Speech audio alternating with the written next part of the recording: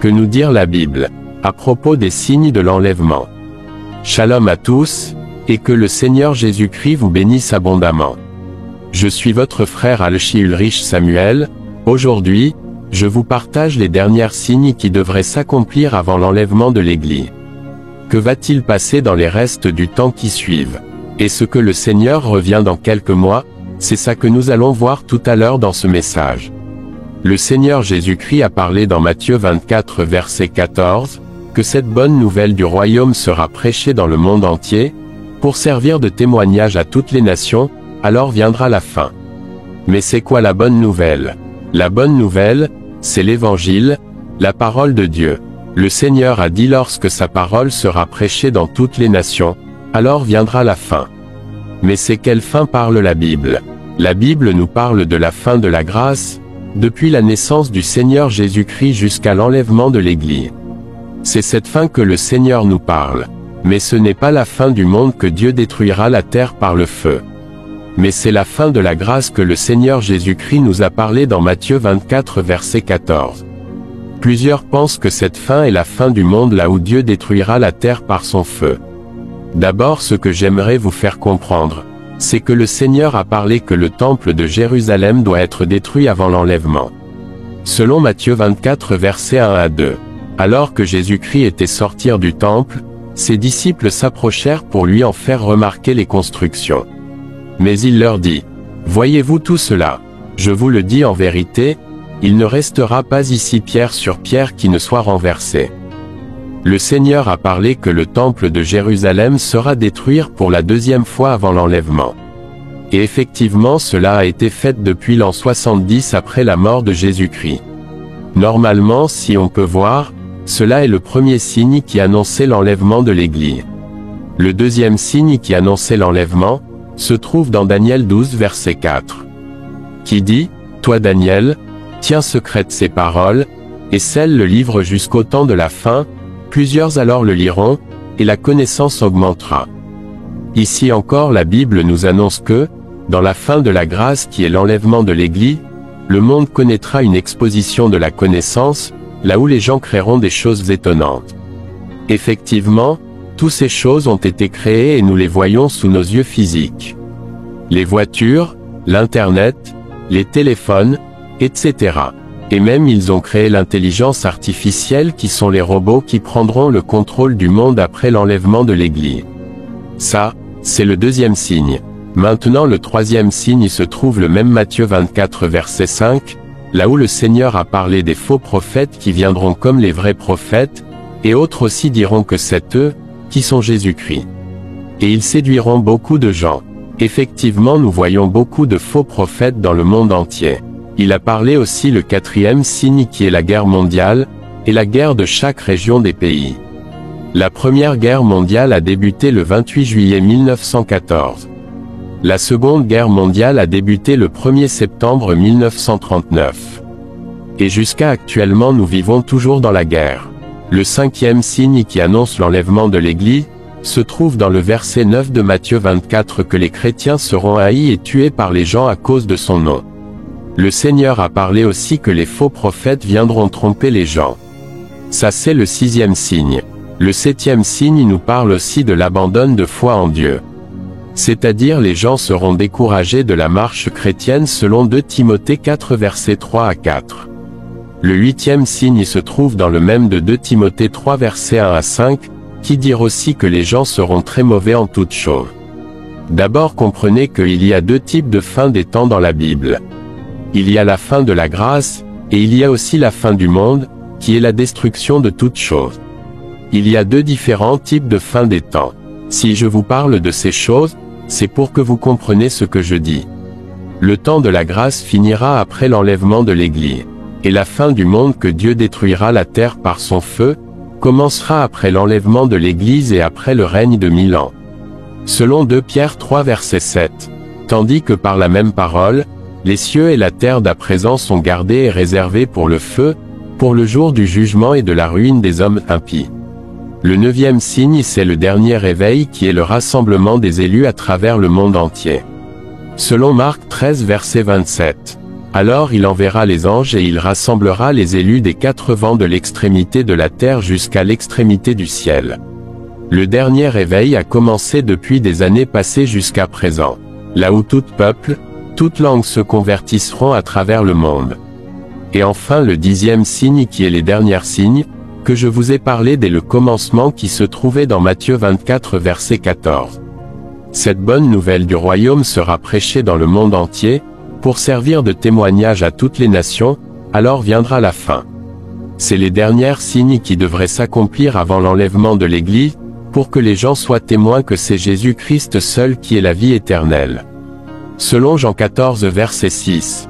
Jésus lui dit, « Je suis le chemin, la vérité, et la vie. Nul ne vient au Père que par moi. » Tous les 10 signes que j'ai cités, sont déjà accomplis. La seule chose qui nous reste entendre et voir, c'est le son de la trompette et l'enlèvement de l'Église. Il y a aussi d'autres frères qui ont eu des visions en ce qui concerne des signes de l'enlèvement qui doit arriver avant que Jésus-Christ ne vienne. Le Seigneur peut révéler d'autres signes pour avertir aux gens. Mais n'oubliez pas que tous les 10 signes sont déjà accomplis. Il reste seulement le son de la dernière trompette qui est le signal de l'enlèvement de l'Église.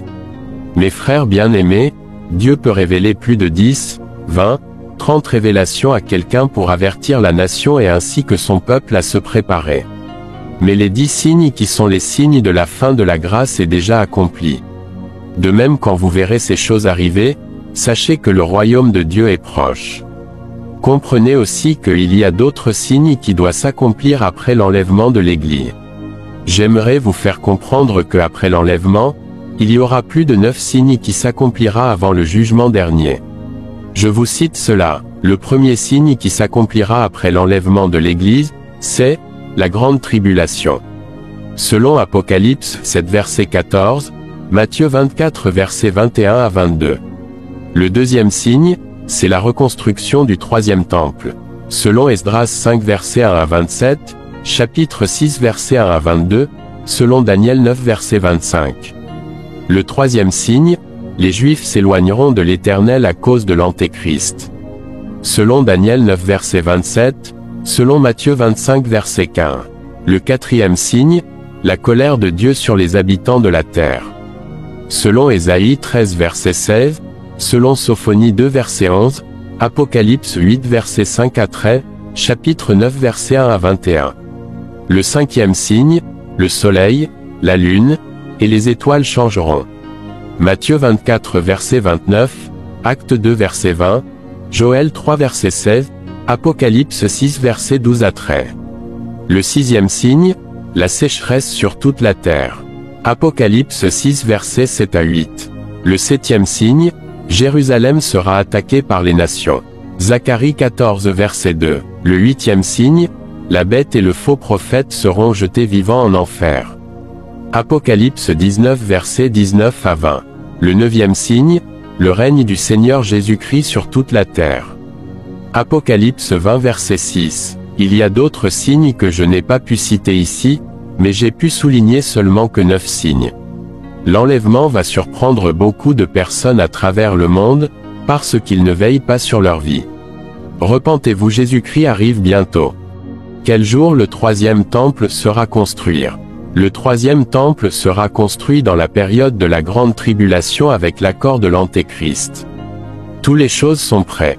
Il reste l'accord de la paix et la sécurité qui sera prononcé par le gouvernement mondial, qui arrivera dans quelques mois. Selon 1 Thessaloniciens 5 verset 3. Quand les hommes diront « paix et sûreté », alors une ruine soudaine les surprendra, comme les douleurs de l'enfantement surprennent la femme enceinte, et ils n'échapperont point. Mes frères et sœurs bien-aimés dans le Seigneur, je répète ce mot. Tous les signes qui devraient s'accomplir avant l'enlèvement de l'Église sont déjà faits. Il n'y a plus de temps à perdre. Car ce que Dieu veut, c'est notre sanctification, c'est que nous nous abstenions de l'impudicité, l'amour de l'argent, de l'impureté, de la méchanceté, d'hypocrisie, du vol, de calomnie, de la haine, de la débauche, d'idolâtrie, de l'orgueil, de la convoitise, les mauvaises pensées, etc. Sanctifions-nous. Je ne serai pas long dans ce message, mais je vous dis l'essentiel afin que nous restons éveillés. Lorsque nous regardons le temps actuel, il fait très froid dans ce temps-là. Les temps sont changés, ce n'est plus comme avant.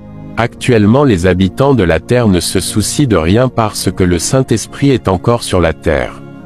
Ils entendent le message d'avertissement du Seigneur, mais ils ne se laissent pas avertis. D'autres personnes croient que mourir c'est de fini d'exister. Et ils vivent leur vie comme rien n'arrivera bientôt. Mais quand l'enlèvement aura lieu, c'est de là les gens comprendront que c'est Jésus-Christ qui est le seul sauveur, il n'y a pas d'eux.